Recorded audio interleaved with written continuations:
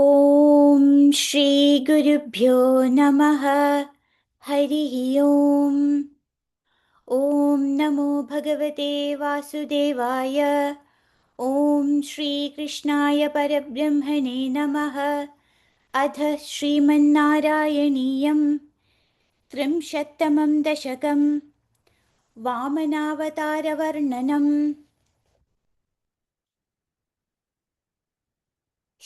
शक्रेण संयतिहतोऽपि बलिर्महात्मा शुक्रेण जीविततनुः क्रतुवर्धितोष्मा विक्रान्तिमान् भयनिलीनसुरान् त्रिलोकीं चक्रे वशे स तव चक्रमुखादभीतः पुत्रार्तिदर्शनवशादतिथिर्विषण्णा तं काश्यपन्निजपतिं शरणं प्रपन्ना त्वत्पूजनन्तदुदितं हि पयोव्रताख्यं सा द्वादशाहमचरत्वयि भक्तिपूर्णा तस्यावधौ त्वयि निलीनमतेरमुष्याः श्यामश्चतुर्भुजवपुः स्वयमाविरासीः नम्राञ्चतामिह भवत्तनयो भवेयं गोप्यं मदीक्षणमितिः प्रलपन्नयासीः त्वं काश्यपे तपसि सन्निदधत्तदानीं प्राप्तोऽसि गर्भमतितेः प्रणुतो विधात्रा प्रासूत च प्रकटवैष्णवदिव्यरूपम् सा द्वादशी श्रवणपुण्यदिने भवन्तम् पुण्याश्रमं तमभिवर्षति पुष्पवर्षैः हर्षाकुले सुरगणे कृततूर्यघोषे बद्ध्वाञ्जलिं जय जयेति नुतः पितृभ्यां त्वं तत्क्षणे पटुतमं वटुरूपमाधाः तावत् प्रजापतिमुखैरुपनीयमौञ्जीदण्डाजिनाक्षवलयादिभिरर्च्यमानः देदीप्यमानवपुरीशकृताग्निकार्यः त्वं प्रास्थिता बलिगृहं प्रकृताश्वमेधम् गात्रेण भावि महिमोचितगौरवं प्राक् व्यावृण्वत्तेव धरणीं चलयन्न यासीः छत्रं परोष्मतिरणार्धमिवादधानः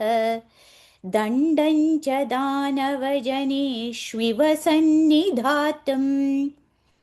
तान्नर्मदोत्तरतटे हयमेधशालाम् आसेदुषित्वयि रुचा तव रुद्धनेत्रैः भास्वान् किमेष दहनोऽनुसनत्कुमारः योगीनुकोऽयमिति शुक्रमुखैः शशङ्के आनीतमाशु भृगुभिर्महसाभिभूतैः त्वां रम्यरूपमसुरः पुलकावृताङ्गः भक्त्या समेत्य सुकृती परिनिज्य पादौ तत्तोयमन्वधृतमूर्धनि तीर्थतीर्थम् प्रह्लादवंशजतया क्रतुभिर्द्विजेषु विश्वासतो नु तदिदन्दितिजोऽपि लेभे यत्ते पदाम्बुगिरिशस्य शिरोभिलाल्यं सत्त्वं विभो गुरुपुरालय पालयेथाः। नारायणाखिलगुरो भगवन्नमस्ते। नारायणाखिलगुरो भगवन्नमस्ते। अथ त्रिंशत्तमं दशकं वामनावतारवर्णनम् चक्रेण संयति हतोऽपि बलिर्महात्मा शक्रेण जीवितदनुक्रतुवर्तितोष्मा विक्रान्तिमान् भयनिलीन सुरां त्रिलोकी शक्रे वशेष तव चक्र मुखादभीतः पुत्रातिदर्शनवसाददिर्विषण्णा तन्काश्यपं निजपतिं चरणं प्रभन्ना तत्पूजनं तदुतिदुं हि पयोव्रताख्यं सा द्वादशा अमचरत्वयि भक्तिपूर्णा तस्यावदौ त्वयि निलीनमतेरमुष्याः श्यामच्चतुर्भुजवपुः स्वयमाविरासीः नम्रां च तामिग भवत्तनयो भवेयं गोप्यं मदीक्षणमिति प्रबलन्नयासीः त्वं काश्यपे तपसि सन्निधत्तथानीं प्राप्तोऽसि गर्भमदिते प्रणुतो विधात्रा प्रासूदसप्रकटवैष्णवदिव्यरूपं स्वाद्वादशी श्रवणपुण्यदिने भवन्तम् पुण्याश्रमं तमभिवर्षति पुष्पवर्षैः हर्षाकुले सुरकुले कृततूर्यघोषे पद्माञ्जलिं जय जयोति नुद पृथुभ्यां त्वं तत्क्षणे पडुतमौ वटुरूपमाताः तावत् प्रजापतिमुखैरुपनीयमौञ्ची दण्डाजिनाक्षवलयादि प्रच्यमानः ते दीप्यमानवपुरी च कृदाग्निकार्यक त्वं प्रसादितापलिगृहं पृगदाश्वमेधम् गात्रेण भाविमहिमोचितगौरवं प्राक् व्यारुण्वतेव धरणीं चलयन्नयासीः छत्रं परेष्मदिरान्तमिवादधानः तण्डं च दानवजनेष्विव सन्निधातुं तां नर्मदोऽत्र तडे अयमेधशालाम् आसोदुषित्वयि रुचा तव रुद्धनेत्रैः भास्वान् किमेष दगनोऽनु सनत्कुमारः योगीनुकोऽयमिति चुक्रमुखैः शशङ्के आनीदमाचु भृगुभिर्मगसाभिभूतैः त्वां रम्यरूपमसुरपुरकावृताङ्कः भक्त्या समेत्य सुकृती परिनिच्य पादौ तत्तोयमन्वधृतमूर्धनि तीर्थतीर्थम् प्रह्लादवंशजतया क्रतुभिर्द्विजेषु विश्वासतोऽनुततितं दिदिजोऽभिलेपे यत्ते पदाम्बुगृशस्य शिरोबिलाल्यं सत्त्वौ विपो कुरु पुरालय पालयेताः नारायणाखिल गुरो भगवन्नमस्ते नारायणाखिल गुरो भगवन्नमस्ते अथ 30तमं दशकं वामनावतारवर्णनम् शक्रेण संयति हतोऽपि बलिर्महात्मा शुक्रेण जीविततनुः क्रतुवर्धितोष्मा विक्रान्तिमान् भयनिलीनसुरान्त्रिलोकीं चक्रे वशे स तव चक्रमुखादभीतः पुत्रार्तिदर्शनवशाददितिर्विषण्णा तङ्काश्यपन्निजपतिं शरणं प्रपन्ना त्वत्पूजनं तदुदितं हि पयोव्रताख्यं सा द्वादशाः मचरत्वयि भक्तिपूर्णा तस्यावधौ त्वयि निलीनमत्तेरमुष्याः श्यामश्चतुर्भुजवपुस्वय मा विरासीः नम्राञ्च तामिह तनयो भवेयं गोप्यं मदीक्षणमिति प्रलपन्नयासीः तङ्काश्यपे तपसि सन्निदधत्तदानीं प्राप्तोऽसि गर्भमतिते प्रणुतो विधात्रा प्रासूत च प्रकट वैष्णव दिव्यरूपं साद्वादशी श्रवणपुण्य दिने भवन्तं पुण्याश्रमन्तमभिवर्षति पुष्पवर्षैः हर्षाकुले सुरकुले कृततुर्यघोषे बद्ध्वाञ्जलिं जय जयेति नुत्तः पितृभ्यां त्वं तन्तक्षणे पटुतमौ वटुरूपमाधाः तावत् प्रजापति मुखैरुपनीयमौञ्जी तण्डाजिनाक्षवलयादिभिरर्च्य मानः देदीप्यमानवपुरीश कृताग्निकार्यः त्वं प्रास्थिता बलिगृहं प्रकृताश्वमेधम् गात्रेण भावि महिमोचित गौरवं प्राक्व्यावृण्वतेव धरणी चलयन्नयासीः छत्रं परोष्मतिरणार्थमिवादधानः दण्डं च दानवजनेष्विव सन्निधातुं तान्नर्मदोत्तरतटे हयमेधशालाम् आसे दुष्यत्वयि रुचा तव रुद्धनेत्रैः भास्वान् किमेष दहनोऽनु सनत्कुमारः योगिनकोऽस्यमिति शुक्रमुखैः शशङ्के आनीतमाशु भृगुभिर्महसाभिभूतैः त्वां रम्यरूपमसुरः पुलकावृताङ्गः भक्त्या समेत्य सुकृती परिणिज्य पादौ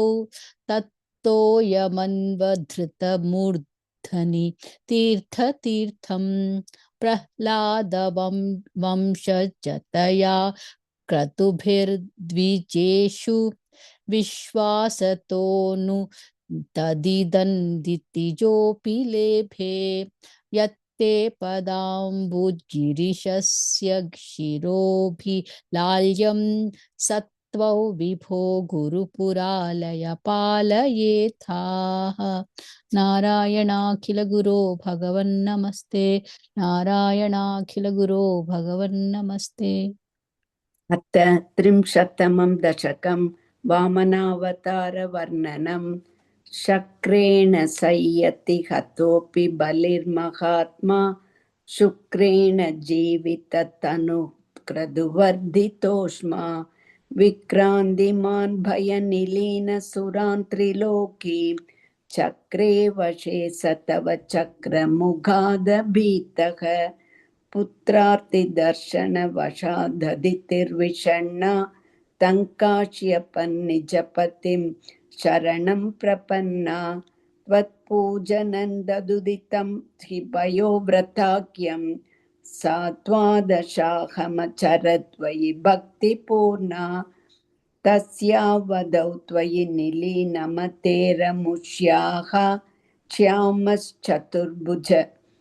चतुर्भुज वपु स्वयमाविरासीः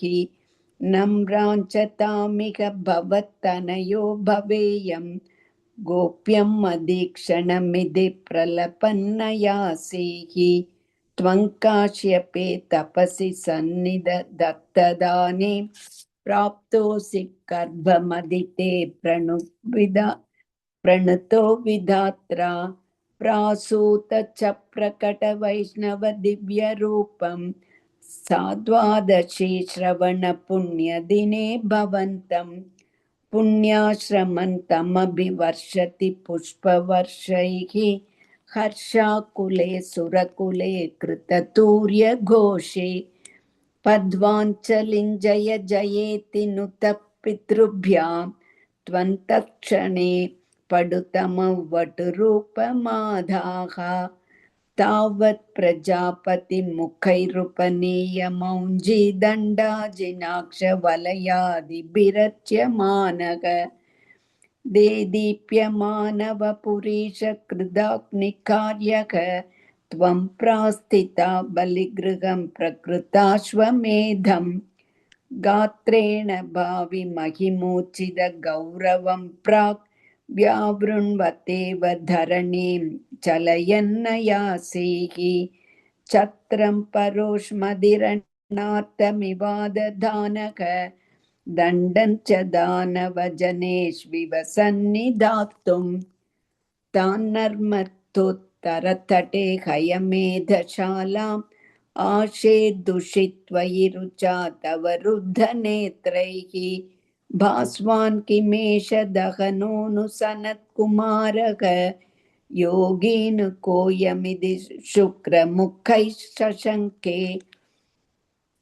आनीदमाशु भृगुभिर्महसाभिभूतैः त्वां रम्यरूपमसुरः पुलकावृत्ताङ्गः भक्त्या समेत्य सुकृती परिनिज्य पादौ तत्तोयमन्वधृतमूर्धनि तीर्थतीर्थं प्रह्लादवंशजतया क्रतुभिर्द्विजेषु विश्वासतोऽनुददिदन् दितिजोऽपि लेभे यत्ते पदाम्बुगिरिशस्य शिरोभिलाल्यं सत्त्वविभो कुरु पुरालय पालयेताः नारायणाखिल गुरो भगवन्नमस्ते नारायणाखिल गुरो भगवन्नमस्ते अथ त्रिंशत्तमं दशकं वामनावतारवर्णनं शक्रेण संयति हतोऽपि बलिर्महात्मा शुक्रेण जीविततनुः क्रतुवर्धितोष्मा विक्रान्तिमान् भयनिलीनसुरान् त्रिलोकीं चक्रे वशे स तव चक्रमुखादभीतः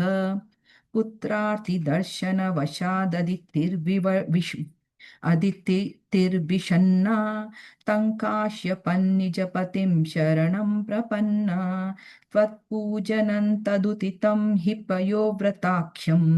साद्वादशाहम् अचरत् त्वयि भक्तिपूर्णा तस्यावधौ त्वयि निलीनमतेरमुष्याः श्यामश्चतुर्भुजवपुः स्वयमाविरासीः नम्राञ्च तामिह भवत्तनयो भवेयं गोप्यं मदीक्षणमिति प्रलपन्नयासीः त्वं काश्यपे तपसि सन्निधत्तदानीं प्राप्तोऽसि गर्भमदितेः प्रणुतो विधात्रा प्रासूत च प्रकटवैष्णवदिव्यरूपं साद्वादशी श्रवणपुण्यदिने भवन्तं पुण्याश्रमन्तमभिवर्षति पुष्पवर्षैः हर्षाकुले सुरगणे कृततूर्यघोषे बद्धाञ्जलिं जय जयेति नुतः पितृभ्यां त्वन्तक्षणे पटुतमौ वटुरूपमाधाः तावत् प्रजापतिमुखैरुपनीयमौजीदण्डाजिनाक्षवलयादिभिरर्च्यमानः देदीप्यमानवपुरीशकृताग्निकार्यः त्वं प्रास्थिता बलिगृहं प्रकृताश्वमेधम् गात्रेण भावि महिमोचितगौरवं प्राक् व्यावृण्वतेव धरणीं चलयन्नयासीः छत्रं परोष्मतिरणार्थमिवादधानः दण्डं च दानवजनेष्विव सन्निधातुम् तान्नर्मदोत्तरतटे हयमेधशालाम् आसे दुषित्वैरुचा तव रुद्धनेत्रैः भास्वान् किमेष दहनोऽनु सनत्कुमारः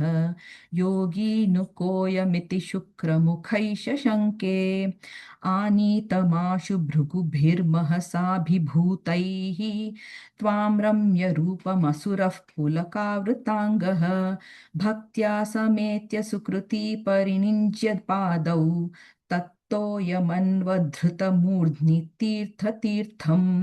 प्रह्लादवंशजतया क्रतुभिर्द्विजेषु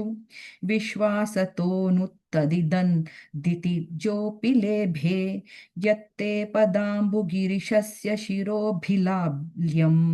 सत्वं विभो गुरुपुरालय पालयेथाः नारायणाखिलगुरो भगवन्नमस्ते नारायणाखिलगुरो भगवन्नमस्ते